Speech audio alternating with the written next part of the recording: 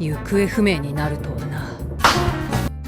The Apothecary Diaries Season 2 Episode 16, titled Festering Resentment, commenced with a focus on Maomao, as she thought back to Jinshi's statement about how he wanted her to keep fearing the hairpin he gifted to the female protagonist. Maomao then picked up the hairpin and was off to the doctor's room, as she was too embarrassed to wear it. After reaching the room, she saw Luomen engaged in a conversation with the quack doctor. Luomen then gave the quack doctor a list of precautions that were to be made around the Jade Pavilion to protect Lady Gyokuyu's unborn baby. As expected, Maomao was impressed by her stepfather's thinking and took it to school so that the students could mass manufacture it. The Apothecary Diaries Season 2, Episode 16, then saw Maomao entering the school and confronting the teacher about the piece of recommendation. The teacher immediately recognized the paper's writing, as Luomen was a part of the Imperial Palace in the past. As they conversed, the teacher revealed that Luomen had posted a similar paper in the past. This didn't make sense in Maomao's mind, as many lives were risked due to the neglect of these rules. So, she rushed outside to think with an open mind. Eventually, she rushed towards the nurse's office to get more clues. The nurse at the office was old, meaning they might have an idea of the paper Luomen posted during his first time at the Imperial Palace. In a deep conversation with the head nurse, Lady Shenlu, Maomao soon realized that the nurse resented the previous emperor because he defiled young consorts, who then became a part of the nurse's office.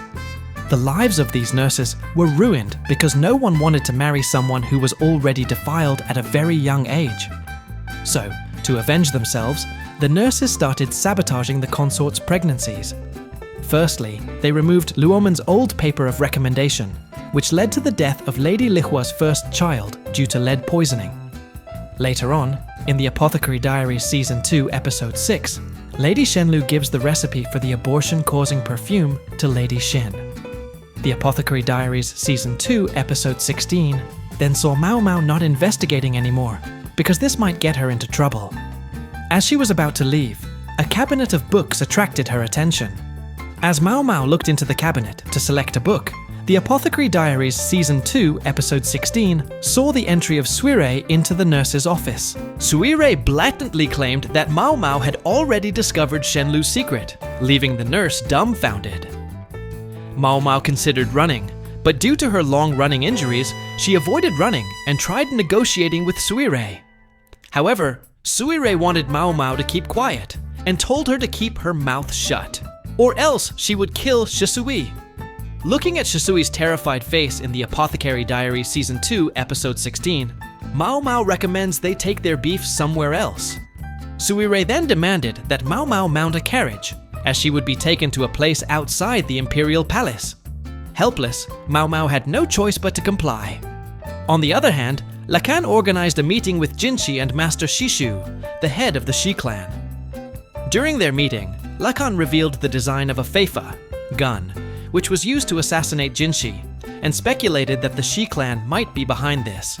However, Master Shishu didn't know anything about the gun design.